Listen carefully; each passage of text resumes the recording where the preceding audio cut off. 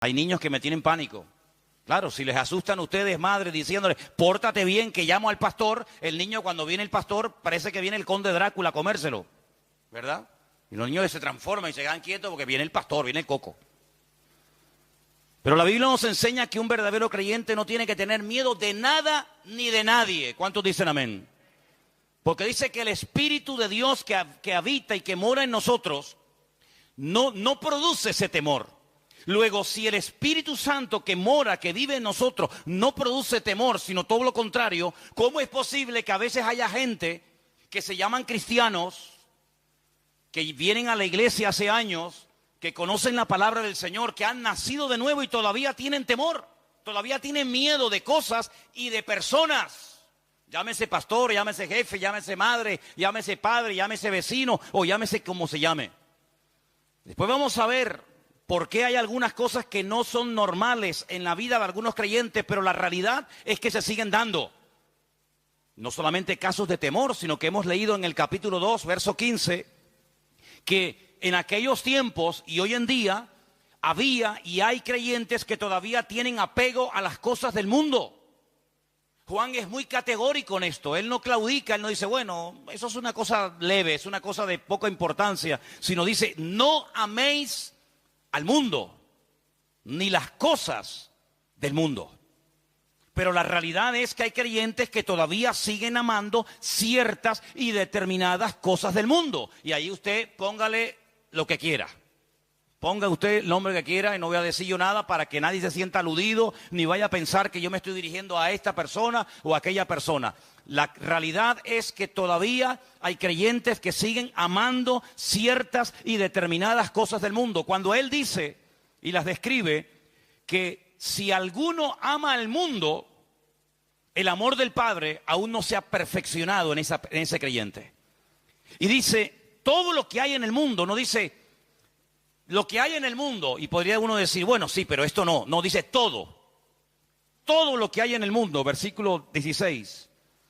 Y él lo resume en 3 palabras. Los deseos de la carne, los deseos de los ojos y la vanagloria de la vida no provienen del Padre, sino del mundo. Y el mundo pasa y sus deseos. Pero el que hace la voluntad de Dios permanece para siempre. No debería de haber temor en la vida de algunos creyentes, pero los hay. No debería haber apego, ni atracción, ni amor por el mundo y sus cosas, pero a veces lo hay. No deberían, como hemos leído en capítulo 1, verso 6, haber creyentes que todavía andan en tinieblas, porque dice la Biblia que somos hijos de luz. ¿Cuántos dicen amén? Pero la realidad es que a veces hay creyentes que hay un poco de tinieblas y un poco de luz en su vida. Y no pueden compartir una cosa con otra, porque decíamos el otro día, ¿qué comunión puede haber un creyente con un inconverso? Ninguna. ¿Qué comunión puede haber entre Cristo y Satanás? Ninguna. ¿Y qué comunión puede haber entre la luz y las tinieblas? Ninguna. Pero la realidad es que a veces hay creyentes que todavía hay áreas de su vida, llámese pensamientos, llámese emociones, llámese recuerdos, lo que usted quiera poner ahí, que todavía tienen áreas de su vida en tinieblas. Esa es la cruda realidad. ¿Debe ser así? No. Pero que los hay, los hay. Áreas de la vida de creyentes que todavía están en tinieblas. Capítulo 2, verso 4, leímos que hay creyentes, no solamente de la época de Juan, sino en la actualidad, que no guardan, que no cumplen, que no practican la verdad que han oído. ¿Y cómo puede hacer eso? Bueno, hermanos, porque cuando usted se convierte al Señor, el Señor no anula su voluntad. ¿Cuántos dicen amén? Usted no se convierte en un autómata, en un robot. Ahora ya no puedo decidir si voy por la derecha o voy por la izquierda, si obedezco o me rebelo. No, su voluntad sigue estando ahí. Y hay momentos en los que la voluntad, el ego, predomina sobre los impulsos del Espíritu, los deseos del Señor. Y a veces usted hace más su voluntad, hacemos a veces más nuestra voluntad que en el fondo la voluntad de Dios. ¿Debe ser así? No.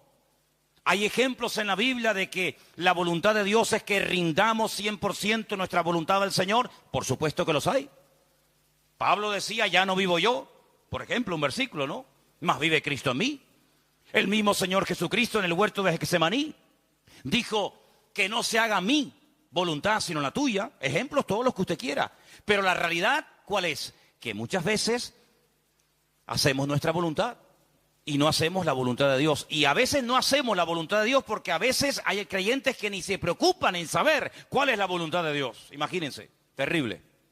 Hemos leído en el capítulo 2, verso 9, que en aquellos tiempos y hoy en día, por supuesto, hay creyentes que aborrecen a ciertas y determinadas personas, incluso a otros hermanos. Porque que usted tenga un rechazo por gente del mundo, hasta ahí lo puedo entender. Pero que usted aborrezca a otro hermano suyo en la fe, la Biblia dice que el que hace eso no ha conocido a Dios. Porque Dios es amor.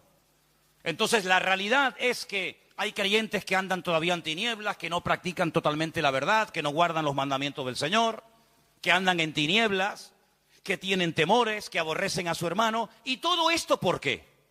¿Por qué se dan todavía, después de años, estas características negativas en la vida de algunos creyentes? ¿Por qué? ¿No causa esto dolor? ¿No causa esto mal testimonio y tropiezo a otras personas? Pues claro que sí, hermano, ya lo sabemos. ¿No piensan ustedes que cuando una persona dice que es creyente, los primeros que te observan son los más allegados a ti, llámese padre, madre, hermanos, vecinos, compañeros de trabajo, y basta que hagas una cosa mala, has hecho 100 buenas, pero no te dicen nada, no las reconocen. Pero basta que digas una palabra, que hagas algún gesto o que hagas cualquier cosa para enseguida, ¡fum!, se te tiran encima. Eso es lo que te enseñan en la iglesia. Y tú eres la cristiana. Ay, hermano, están con la escopeta cargada. 100 cosas buenas, nadie dice nada. Basta que contestes mal o que digas cualquier lamamina. Hasta tu propia madre, tu propio padre, un hermano en Cristo, que tenía que decir, bueno, hoy por ti, mañana por mí. No te preocupes que tendremos a más de uno recordándonos que en ese momento no actuamos correctamente, no dijimos lo que teníamos que haber dicho, miramos lo que no teníamos que haber mirado, etcétera, etcétera, etcétera. A veces hay creyentes que le hacen muchos favores al diablo, ¿eh? Yo me acuerdo que una vez una hermana dijo, hermano, no hace falta que me condene y me recuerde mis errores porque ya hay uno que me los recuerda continuamente. No hace falta que usted le ría la gracia al enemigo. Ya tenemos todos al acusador. Pero la pregunta es, ¿por qué en la vida de los creyentes todavía se pueden manifestar estas características malas de las cuales hemos hablado? Bueno, primero, tenemos que tener en cuenta lo siguiente. Una cosa es que nosotros hayamos nacido de nuevo y otra cosa es que estemos creciendo y madurando en el Señor. Son dos cosas completamente diferentes. Usted puede haber aceptado al Señor, entregado su vida a Él. Ahora tu nombre está escrito en el libro de la vida, eres un hijo de Dios. Pero eso no significa de que tú estés madurando, de que tú estés creciendo. Y podríamos aquí pararnos y hablar horas poniendo ejemplo tras ejemplo, incluso hasta de iglesias enteras que no habían madurado para el tiempo que tenían. Es decir, lo que ellos decían que eran no coincidía con lo que ellos hacían y practicaban en más de una ocasión. Y siempre volvemos al ejemplo habitual y más común, la iglesia de Corinto. El apóstol Pablo en el capítulo 1 dice, hermanos, nada os falta en ningún don. Hablaban en lenguas, profetizaban, tenían aparentemente palabra de sabiduría, palabra de ciencia, el poder de Dios se movía. Pablo no cuestiona la credibilidad, la autenticidad de los dones, no dice, eso no es de Dios, eso no es de Dios. No, él no cuestiona, él pone orden en los dones que se estaban utilizando mal, pero él no duda de la autenticidad de los dones, ¿me explico? Él no dice, esas lenguas que ustedes están hablando, esos mensajes que ustedes interpretan, esas profecías que se oyen en los cultos, eso no es de Dios. Prohíbo categóricamente como apóstol y fundador de la obra que esos mensajes se sigan dando. No van por ahí los tiros.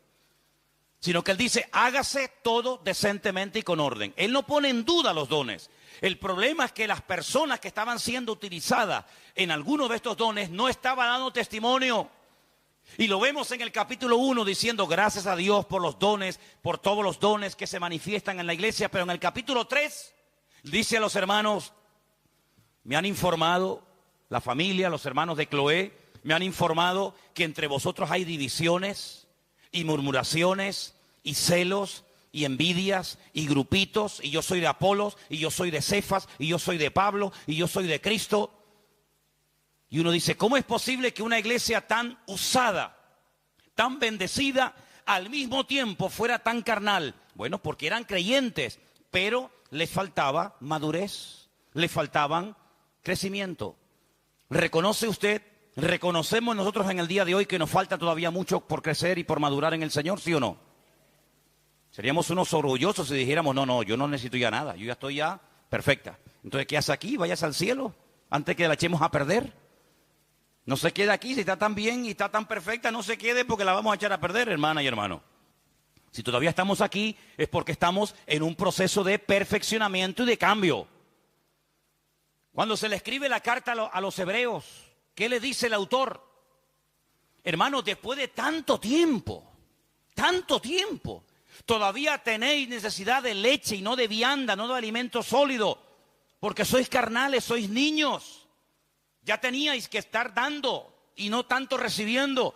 Y él dice, todavía tenemos que estar enseñando los rudimentos, las primeras cositas de la vida cristiana, cuando ya teníamos que ir adelante a la perfección. Luego, el problema de falta de madurez, el problema de falta de crecimiento no es algo nuevo, es algo que siempre ha sido el talón de Aquiles de la iglesia.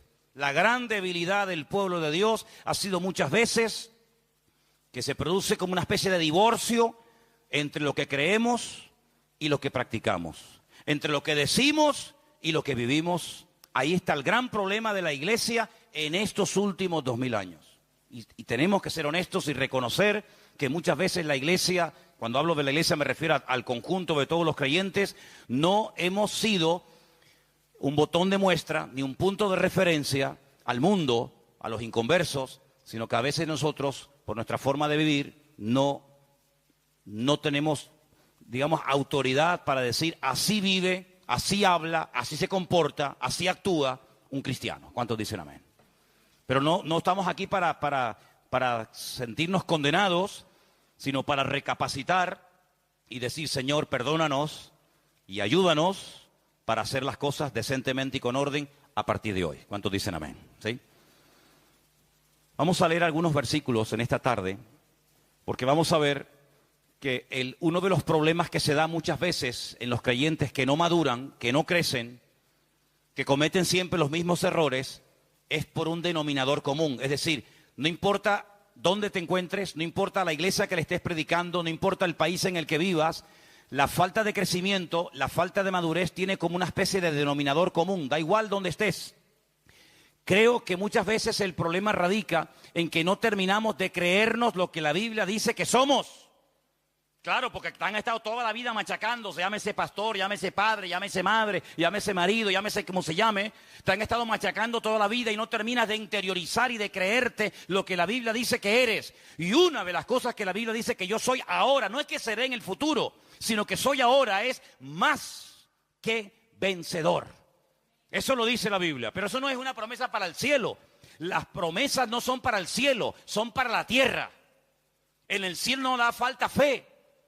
Son para ahora, para interiorizarlas, para cambiar la forma de hablar, para cambiar mi forma de vivir y para que mi nueva vida en Cristo no esté dominada por la carne, sino esté dominada por los principios del reino y podamos caminar en victoria y con la bendición de Dios.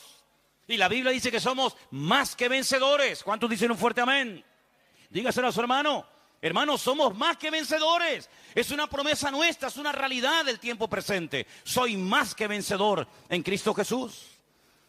Ahora, he buscado algunos versículos que tienen una palabra en común. Ahora se van a dar cuenta de cuál es. Por ejemplo, vamos a leer en 1 de Juan 5:18. Y vamos a prestar atención porque nos van a leer esos versículos. Repito, 1 de Juan 5, verso 18. Sabemos que todo aquel que ha nacido de Dios no practica el pecado, pues aquel que fue engendrado por Dios le guarda y el maligno no le toca. Eso es una promesa tremenda, eso es una bomba. ¿Cuántos dicen amén? El maligno no le toca. ¿Y cómo entonces es posible que hay creyentes que están todo el día diciendo lo que el diablo le hizo? Porque hay creyentes que a veces cuando los oyes hablar, hablan más del diablo que de Cristo. Es que el diablo me no sé qué, es que el diablo me tentó, es que el diablo me no sé qué, es que el diablo... Yo digo, nosotros así no hablamos. No es de la forma como hablamos los creyentes en el Señor y menos los miembros de Vida Nueva. Nosotros no estamos haciéndole propaganda al enemigo, lo que me hizo, porque la Biblia dice que el maligno tiene la orden de parte del Señor de no tocarnos. ¿Cuántos dicen amén? Ay, pero entonces hay creyentes que caen y tropiezan y pecan. Porque se habrán separado del Señor, porque habrán bajado la guardia, porque no andan conectados con la fuente. Pero si usted está conectado al Señor, si usted ora cada día, si usted hace la voluntad de Dios, si usted no le da lugar al diablo, el diablo no puede tocarlo. Porque la Biblia dice que mayor es el que está en nosotros que el que viene contra nosotros. Entonces, cuando usted ve por ahí a un creyente que no anda correctamente, que anda torcido, que da mal testimonio, dice, porque bajó la guardia, porque la Biblia dice, no deis lugar al diablo. Y cuando usted le da lugar, él lo toma. Pero la promesa del Señor es que si usted está agarrado a la fuente, agarrado al Señor y a su palabra, el maligno no le toca. ¿Cuántos dicen amén? Diga conmigo, el maligno no me puede tocar porque el Señor está conmigo. Dígalo otra vez, el maligno, el diablo, no me puede tocar porque el Señor está conmigo. Así es, interiorice y practique y diga esa verdad, porque lo que creemos tiene que salir por la boca. Así de claro, dice que con el corazón se cree para justicia, ¿sí? Pero con la boca se confiesa que salvación. Hay que confesar lo que tenemos aquí adentro, que salga por la boca, que el diablo lo oiga. El diablo no lee los pensamientos, el diablo no sabe lo que usted está pensando en su mente, en su corazón, pero suéltelo por la boca para que él lo oiga y tiemble y salga corriendo en el nombre de Jesús. Primera de Pedro 1:5, mire qué versículo tan tremendo. ¿Qué dice?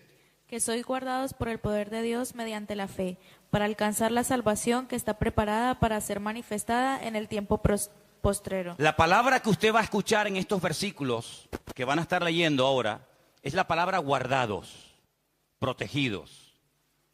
El maligno no nos puede tocar porque estamos guardados, protegidos por el Señor. Ahora dice que la fe que Dios nos ha dado nos guarda. Es como una muralla que nos protege de los ataques del enemigo. Porque dice la Biblia que la fe es el escudo, ¿sí o no? Efesios capítulo 6. Sobre todo, tomad el escudo de la fe. ¿Para qué? El mismo versículo lo dice, para que podáis apagar todos los dardos de fuego del maligno. Cuando usted baja el escudo, ahí le golpea al diablo. Pues no lo baje, no lo levante, no lo tumbe, levántelo y proclame la fe que tiene, proclame las promesas del Señor. Y dice que la fe que Dios le ha dado nos ayuda a combatir, nos ayuda a contrarrestar los ataques del maligno y nos guarda del maligno y nos protege. Judas, la carta de Judas que está antes del libro de Apocalipsis, es una carta muy chiquita, solamente tiene versículos, no tiene ni un capítulo. Vamos a leer 2 versículos, el 1 y el 24 de Judas. 1, Judas 24 también. Judas, siervo de Jesucristo y hermano de Jacobo, a los llamados, santificados en Dios Padre y guardados en Jesucristo. ¿Guardados en quién estamos guardados? Jesucristo. ¿En quién estamos guardados, escondidos? ¿En quién? En Jesucristo. Amigo. Cuando usted quiere guardar algo, pero algo de valor, ¿dónde lo pone? No lo diga porque si lo dice ya no tiene gracia. Pero las cosas de valor se guardan en lugares seguros. Y cuando la gente tiene algo que ya vale mucho, a veces hay gente que va a un banco y alquilan una cajita de esas de seguridad y guardan las joyas o guardan lo que sea en un lugar seguro. Bueno, ¿dónde nos ha guardado Dios a nosotros? En Cristo. Dice que nos ha metido en Cristo, nos ha guardado en el Señor, nos ha guardado en nuestro Dios, para que el maligno no se pueda meter con nosotros. ¿Qué te parece, amigo? Guardados en Cristo. ¿Usted cree que el diablo nos va a sacar de Cristo? ¿Usted cree que el maligno puede venir y sacarnos de Cristo cuando Cristo que dice que está escondido con Cristo en Dios? Imposible.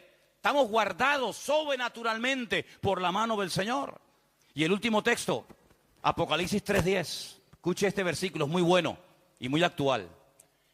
Por cuanto has guardado la palabra de mi paciencia, yo también te guardaré de la hora de prueba que ha de venir sobre el mundo entero para probar a los que moran sobre la tierra. Si usted guarda, si usted cumple, si usted practica la palabra de Dios, el Señor se compromete a guardarlo y a protegerlo a usted en paz y en seguridad. Eso dice la Biblia. Es algo recíproco. Usted cumple la palabra, el Señor cumple la suya. Usted guarda los mandamientos del Señor, el Señor le guarda a usted. Luego, en estos versículos que hemos leído, la palabra en común es guardar, guardar, guardar, proteger, con toda seguridad. con la garantía de que el Señor nos va a proteger y nos va a guardar. Por eso, cuando hemos leído los primeros versículos de creyentes que tienen temor, creyentes que no practican la verdad, creyentes que no guardan la palabra, que viven en tinieblas, creyentes que aborrecen a su hermano, es porque no están bien delante de Dios. Porque cuando una persona está bien delante de Dios, se nota. ¿Cuántos dicen amén? El otro día cuando fuimos a ver al hospital a nuestra hermana Carolina, una de las cosas que a mí particularmente me llamó la atención de todo lo que nos dijo es: cuando oran por mí, al momento lo noto. Así nos dijo, ¿verdad? Y así nos enseñaba los pelos de punta. Cuando oran por mí, al momento lo noto. Bueno, yo puedo decir que cuando yo he salido de viaje, cuando ustedes han orado por mí, yo también lo noto. Pero no se pongan tontitos ni orgullosos, porque también les digo que cuando no oran, también lo noto. Les digo las dos cosas. Cuando ustedes oran por mí, yo lo noto. Pero cuando no oran, también lo noto. Así que si me quieren ver bien, oren por mí, porque ustedes van a ser los primeros en darse cuenta si están orando o no están orando. De hecho, hay personas hoy en día en las congregaciones que no son muy espirituales, no son gente muy comprometida, no llevan una vida totalmente como tienen que llevarla, pero hay tanta gente orando por ese muchacho, hay tanta gente orando por ese chico, hay tanta gente orando por esa familia que se mantiene, pero gracias a las oraciones, gracias a que lo están apuntalando con las oraciones. Pero hermano, no dependa de las oraciones de los demás, de las del pastor, de papá, de mamá, sino dependa usted de su propia relación con Dios. Porque puede ser que un día la persona que ora por ti se olvidó, estaba ocupada o se murió. Pero eso no significa de que tú te vas a caer. ¿Por qué? Porque usted ha aprendido a agarrarse de la mano del Señor. Porque dice una de las promesas más hermosas de la Biblia: yo te sostendré por tu mano derecha de modo que no caigas. Sino que no tienes que tener temor de nada ni de nadie en esta vida. ¿Cuántos dicen amén? Ahora, buscaba un ejemplo en la Biblia de guardar. Algo que se guardó con seguridad, algo que se ocultó. Y entonces le dije: Señor, dame un pasaje de la Biblia, porque voy a hablar de cómo tú nos guardas, de cómo tú nos proteges, de cómo el maligno no nos puede tocar, de cómo tenemos una protección sobrenatural. Dame un pasaje, digamos que a través, como yo he dicho muchas veces, ustedes lo saben, a través de lo natural podamos ver la realidad del mundo espiritual. ¿Y saben el pasaje que el Señor me puso en la mente y lo vamos a leer ahora? Le voy a decir dónde está. Lo vamos a leer, pero si usted quiere leerlo, está en el libro de Deuteronomio, de Barín, así se llama ese libro del Antiguo Testamento, capítulo 34, versículos 5 y 6. Y tiene que ver con un hombre que todos nosotros lo conocemos, y es nada más y nada menos que Moisés. Escuche ese texto, porque es increíble. Cuando yo lo leía, decía: Señor, ese es el ejemplo perfecto que yo lo voy a utilizar esta tarde para que los hermanos vean que cuando tú guardas, cuando tú ocultas una cosa, nada ni nadie la puede encontrar. Deuteronomio 34, 5 y 6. Lo leemos. Y murió allí Moisés, siervo del Señor, en la tierra de Moab, conforme al dicho del Señor. Y lo enterró en el valle, en la tierra de Moab, enfrente de Bet-peor, y ninguno conoce el lugar de su sepultura hasta hoy. ¿Usted ha escuchado? ¿Usted ha escuchado eso? Mire, cuando murió el hermano de Moisés, subieron 3 personas a la montaña. Porque es curioso notar que hay momentos en los que los patriarcas y los grandes hombres de Dios sabían cuándo iban a morir. El Señor les decía: prepárate que vas a morir. Y ellos reunían a la familia, bendecían a los hijos. Incluso Isaac, cuando sabía que iba a morir, dice que mandó a asar 2 cabritos. Pero ¿quién se puede comer 2 cabritos a punto de morir? Ni vivo me como yo 2 cabritos. Imagínense una persona en el lecho de muerte y le hacen 2 cabritos. Ahora murió a gusto, Murió a gusto el Isaac. Y él llama a sus hijos, los bendice. Jacob igual, cuando va a morir, dice: vengan para acá que les voy a declarar lo que va a ocurrir en el futuro, y les profetiza lo que va a ocurrir en el futuro. Cuando el Señor le dice a Moisés: mira, suba a lo alto del monte porque tu hermano Aarón va a morir. Entonces subió Aarón, su hermano, subió Eleazar y subió Moisés. Subieron 3 a la montaña, y cuando le quita las vestiduras sacerdotales a su hermano, se las pone a su hijo.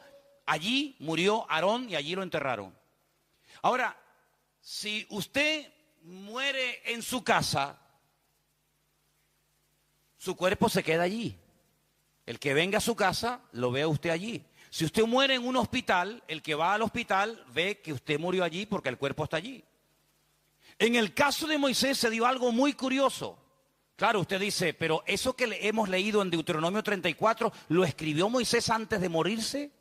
O, por ejemplo, lo escribió Josué una vez que Moisés murió. Porque, claro, si Moisés va a morir, ¿cómo él escribió, cómo él pudo describir su funeral? Bueno, hay dos opiniones. O que Dios le reveló los detalles a Moisés antes de, y la segunda opinión es que Moisés murió y luego el que terminó el libro de Deuteronomio probablemente haya sido su siervo, su ayudante, que fue Josué. Ahora, el día que murió Moisés no subió acompañado de nadie, como el caso de Aarón.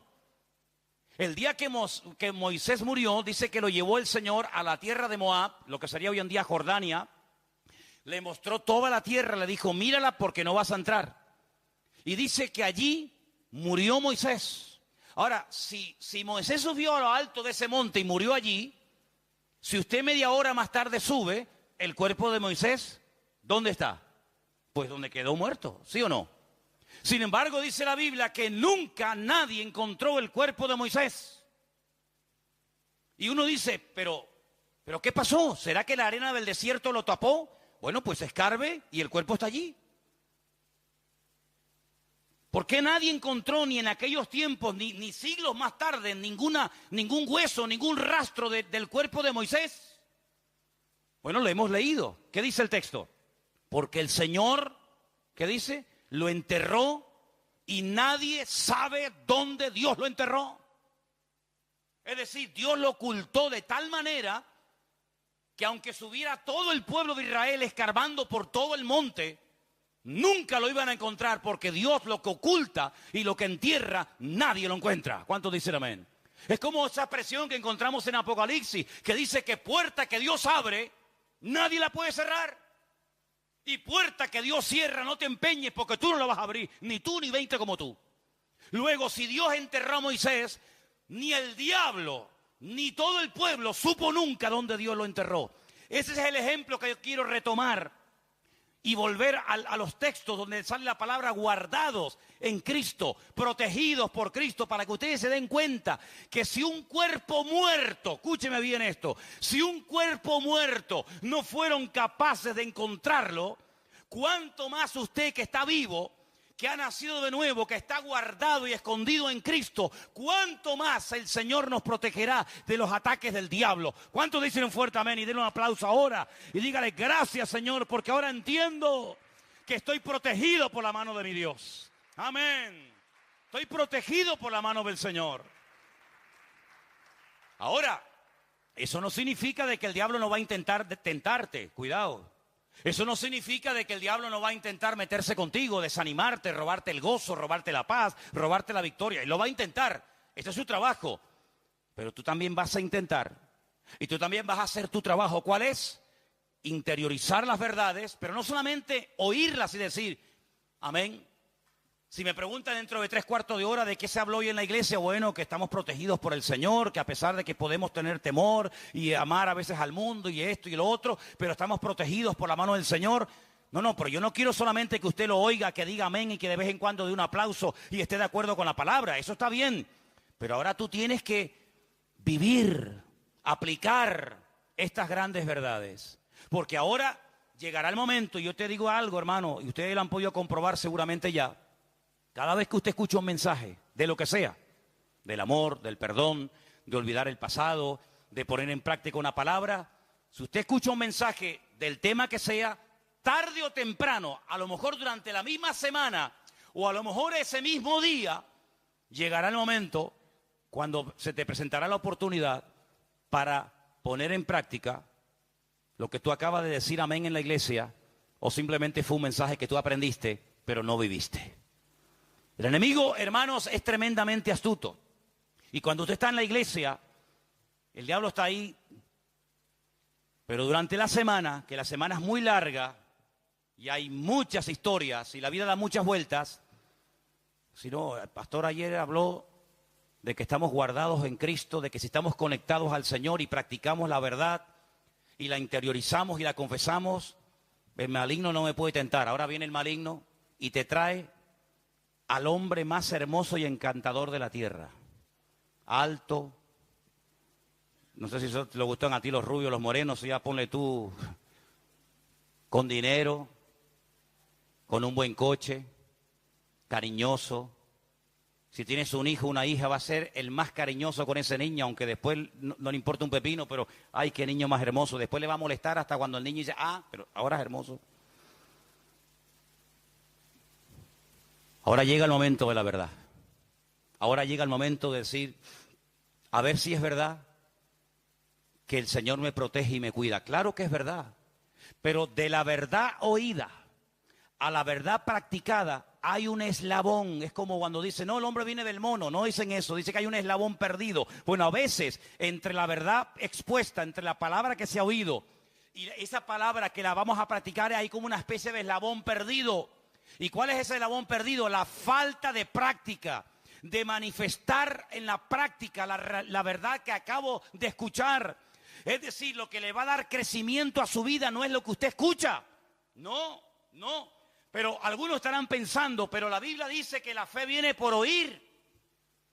Y por oír la palabra de Dios. Bueno, si yo no aclaro y no explico un poco más en profundidad este texto, quiere decir que si usted oye y oye y oye y oye y oye semana tras semana, año tras año la palabra, al cabo de unos años usted tiene que tener una fe que ni el patriarca Abraham le gana.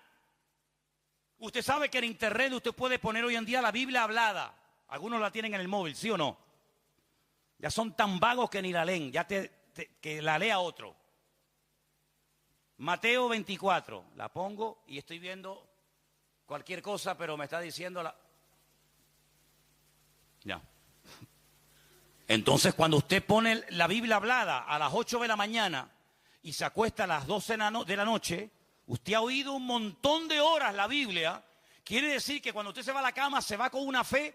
Bueno, tiene que ensanchar la cama, tiene que comprarse un colchón más grande, porque no le va a caber la fe en la cama. ¿Quiere decir eso la Biblia? No es realmente así. Uno de los pocos verbos que en la Biblia son polivalentes, es decir, que tienen una doble traducción, optaron por esta, pero a mí me gusta más la otra, es que la palabra escuchar o el verbo escuchar es exactamente el mismo verbo que obedecer. Luego, obedecer y escuchar se dice exactamente igual. Eso quiere decir que cuando la Biblia dice la fe viene por oír, usted quite la palabra oír y ponga escuchar. O ponga la palabra obedecer, que es mejor todavía. La fe viene por obedecer la palabra de Dios. Es no solamente oír, porque oír no cuesta nada. Un inconverso pasa por la calle o una persona entra por primera vez a un culto y escucha una predicación, la escuchó, pero no la vive, no la practica. Eso es el gran error que muchos creyentes cometen, que no practican. Y como no practican la palabra, no crecen. Y son los creyentes que tienen temor, los que andan en tinieblas, los que son incapaces de cumplir con la palabra, los que son incapaces de amar al prójimo o a quien sea. Son creyentes, sí, pero como no practican, como no viven la palabra, simplemente son oidores, y la palabra que se oye tarde o temprano se termina olvidando, ¿sí o no? Pero es la palabra que se practica, aunque sea en una pequeña porción. La palabra que usted oye y la practica, esa es la palabra que produce fruto y crecimiento en su vida. Por eso dice la Biblia, si oyereis hoy su voz, no endurezcáis vuestros corazones. Es decir, si hoy el Señor me está hablando en una línea, quiere decir que el Señor me está preparando para lo que va a venir durante esta semana. Si el Señor la semana pasada me habló en otra línea, en otro tema, quiere decir que puede ser que durante la semana ya el Señor me está preparando para las tentaciones, para las circunstancias que me pueden afectar a lo largo de la semana. Usted puede comprobar esto cada semana, hermano.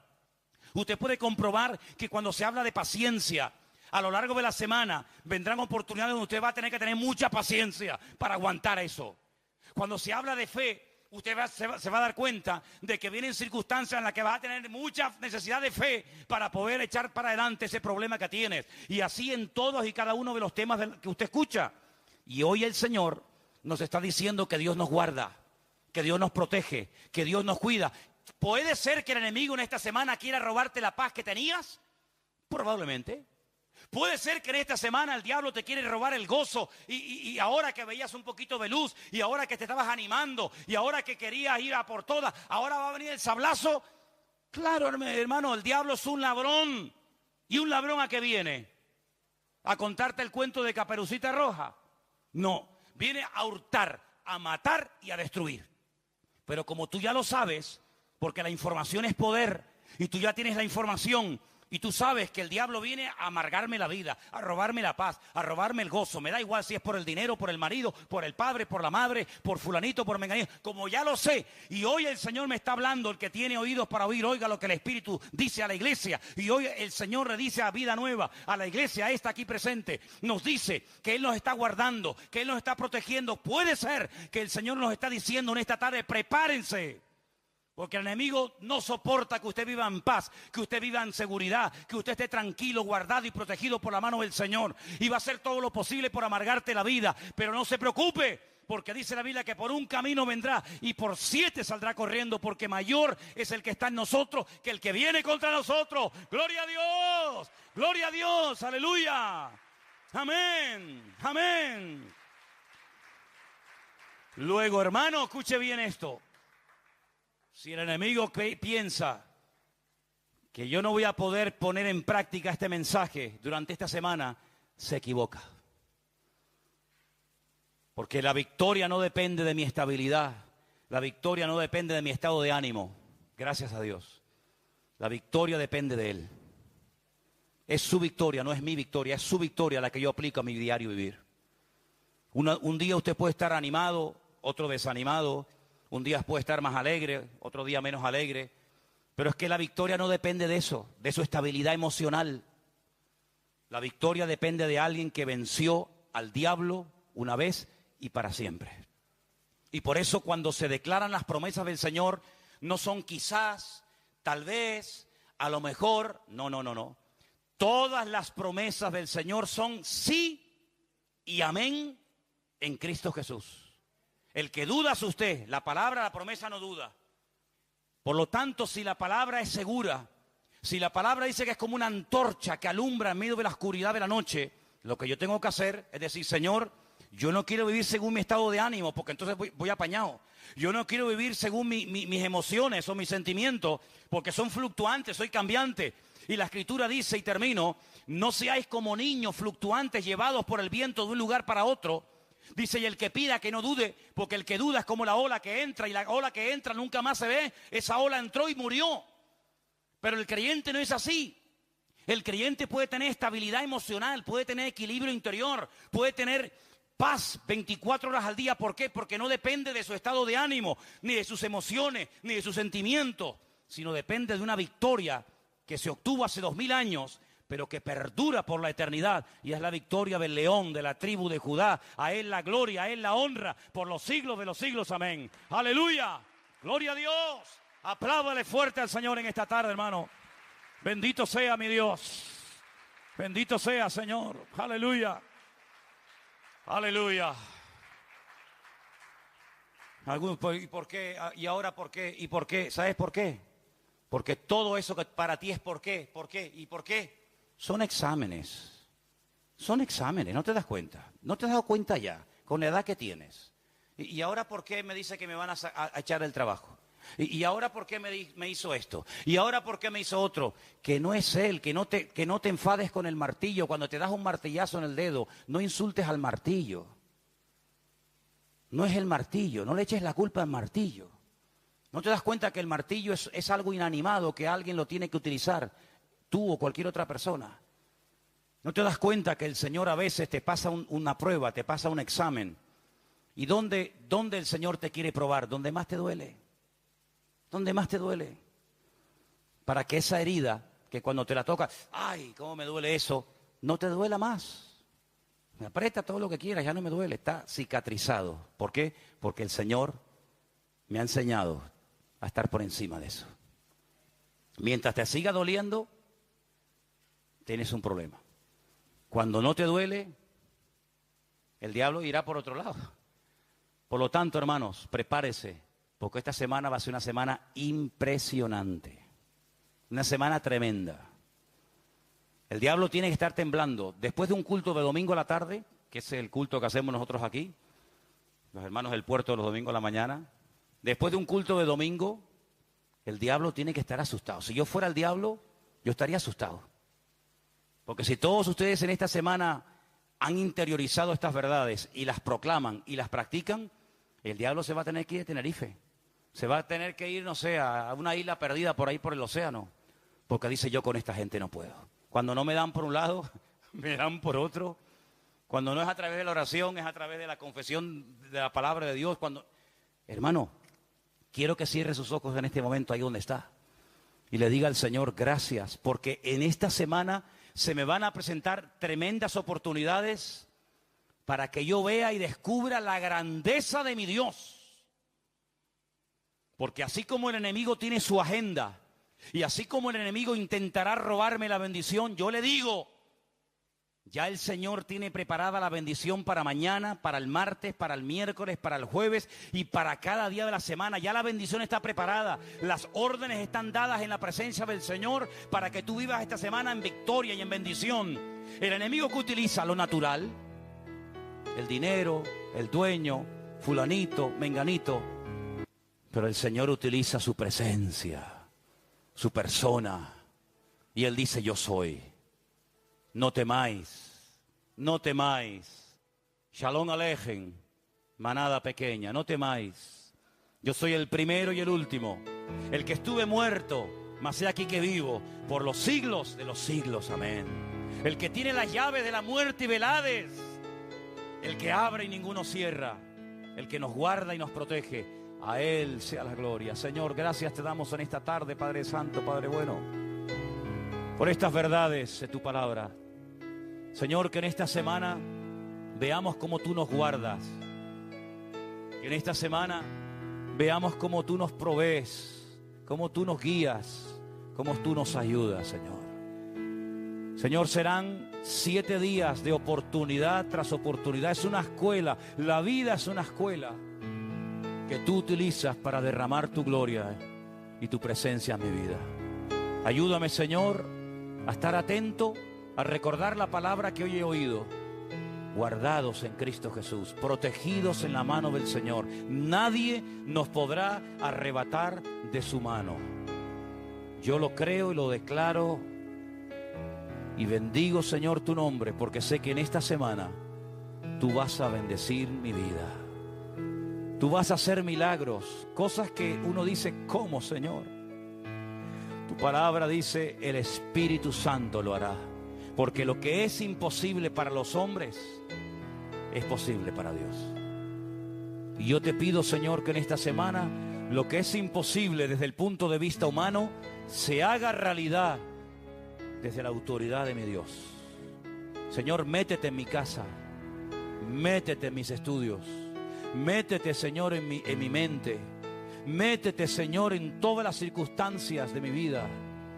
Y como hemos cantado, el Señor es mi pastor y nada me faltará. Aleluya. Que no decaiga nuestra fe y que a lo largo de esta semana